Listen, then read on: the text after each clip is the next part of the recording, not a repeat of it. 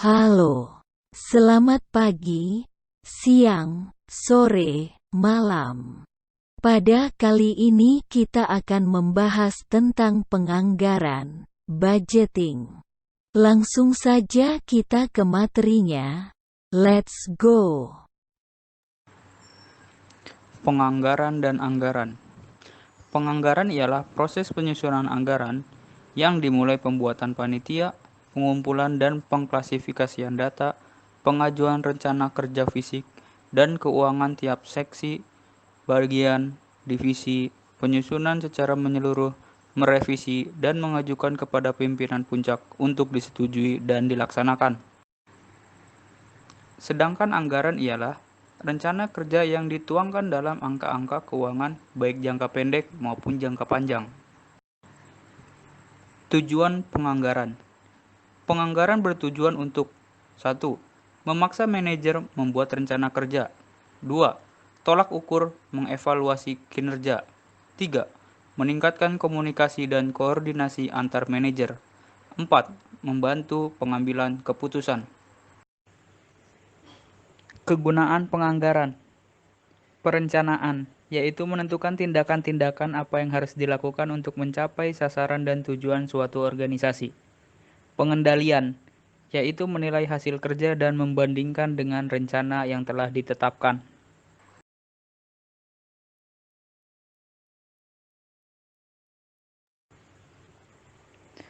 Anggaran induk. Anggaran induk ialah rencana keuangan yang komprehensif untuk keseluruhan kegiatan organisasi yang terdiri dari anggaran operasi dan anggaran keuangan. Anggaran operasi ialah rencana kegiatan operasi yang dituangkan dalam bentuk fisik dan keuangan yang terdiri dari anggaran penjualan, anggaran biaya, dan anggaran laba. Sedangkan untuk anggaran keuangan ialah rencana keuangan yang terdiri dari anggaran kas, anggaran belanja barang modal, dan neraca yang dianggarkan. Anggaran penjualan ialah rencana kerja divisi marketing yang dituangkan dalam bentuk angka-angka keuangan yang terdiri dari anggaran penjualan dan anggaran biaya pemasaran. Anggaran penjualan merupakan hasil ramalan penjualan berdasar pada histori internal tentang penjualan dan berdasar data kualitatif eksternal tentang perubahan kondisi ekonomi, sosial, dan politik. Anggaran biaya ialah rencana kerja divisi produksi dan divisi komersial yang dituangkan dalam bentuk angka-angka keuangan terdiri dari anggaran produksi dalam unit, anggaran kebutuhan bahan dalam unit dan dalam rupiah, anggaran pembelian bahan dalam unit dan dalam rupiah, anggaran biaya tenaga kerja langsung, anggaran biaya overhead pabrik, dan anggaran harga pokok produksi. Anggaran rugi laba ialah rencana laba yang terdiri dari laba kotor, laba operasional, dan laba bersih. Untuk laba kotor, hasil penjualan dikurangi harga pokok penjualan. Untuk laba operasional, laba kotor dikurangi beban pemasaran dan beban administrasi. Untuk laba bersih, laba operasional dikurangi beban bunga dan beban pajak penghasilan perusahaan. Anggaran keuangan. Anggaran kas ialah rencana penerimaan dan pengeluaran kas. Anggaran penerimaan kas terdiri dari anggaran penerimaan piutang, anggaran penjualan tunai, anggaran penerimaan hasil penjualan aktiva tetap jika ada, anggaran penerimaan utang, anggaran tambahan modal pemilik, dan penerimaan lain-lain.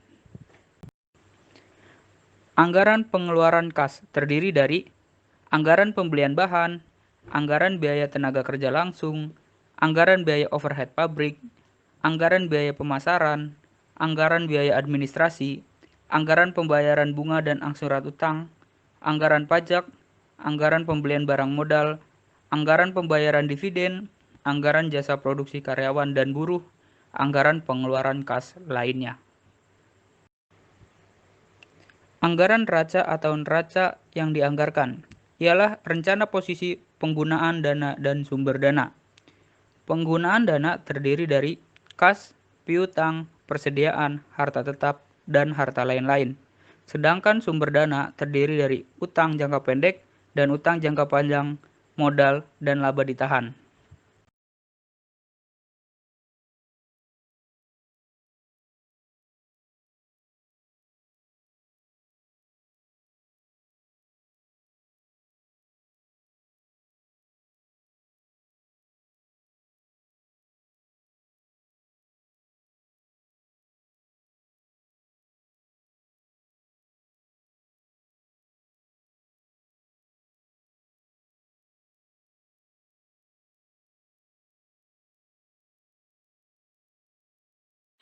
Teman-teman mungkin sudah tahu banyaknya es krim yang dianggarkan tiap kuartal ini didapatkan dari tren kuartal-kuartal atau tahun-tahun sebelumnya. Bisa dilihat di kuartal pertama, kedua, ketiga, dan keempat. Di kuartal ketiga, banyaknya es krim lebih tinggi dari kuartal-kuartal yang lainnya. Nah, teman-teman bisa lihat banyaknya es krim di kuartal 1, 2, 3, dan 4. Di kuartal 3 merupakan anggaran penjualan yang paling tinggi dari kuartal-kuartal yang lainnya. Bisa diperkirakan kuartal ketiga ini merupakan bulan Juli, Agustus, September yang dimana bulan ini merupakan musim panas. Nah, jadi pasti dong banyak orang-orang yang bakal lebih sering beli es krim ketimbang di kuartal keempat atau kuartal ke-1 yang merupakan musim dingin. Harga jual per kotak atau per bungkus es krimnya, kuartal pertama, kedua, ketiga, dan keempat sama-sama dijual dengan harga $20. Harga jual per kotak yang dianggarkan oleh Hampton Freeze di kuartal pertama, kedua, ketiga, dan keempat sama-sama sebesar $20. Maka Hampton Freeze di kuartal pertama akan mendapatkan sebanyak $200.000, kuartal kedua $600.000, kuartal ketiga akan mendapatkan $800.000, kuartal keempat akan mendapatkan $400.000. Di sini ada schedule perkiraan penerimaan kasnya, di mana kuartal pertama ini tiap per kuartalnya akan dibagi 2, yang mana diterima dalam periode berjalan sebesar 70% dan penjualan yang diterima dalam periode setelah penjualan 30%. Kenapa ini dibagi 2? Karena di perusahaan ada sistem yang namanya cut off. Biasanya perkiraan tanggalnya di tanggal 20 atau 25, tergantung perusahaannya. Nah, ini kalau misalnya udah masuk di tanggal cut off 20 ke sana gitu atau 25 ke sana, ini akan masuk ke bulan berikutnya. Kalau di sini bahas tentang kuartal, maka dia akan masuk ke kuartal berikutnya. Maka 200.000 ini di kuartal pertama hanya akan mendapatkan 140.000. Yang 30%-nya akan masuk di kuartal kedua. Ini perkiraan penerimaan kasnya akan diterima di kuartal kedua sebesar 60.000. Begitu juga untuk kuartal-kuartal selanjutnya. Anggaran produksi disusun setelah anggaran penjualan. Anggaran produksi menampilkan jumlah unit yang harus diproduksi selama setiap periode anggaran untuk memenuhi rencana penjualan dan juga untuk menghasilkan persediaan akhir yang diinginkan. Seperti yang terlihat, ini merupakan contoh anggaran produksi Hampton Freeze tahun 2012. Baris pertama dari anggaran produksi menunjukkan anggaran penjualan yang diambil secara langsung dari anggaran penjualan sebelumnya.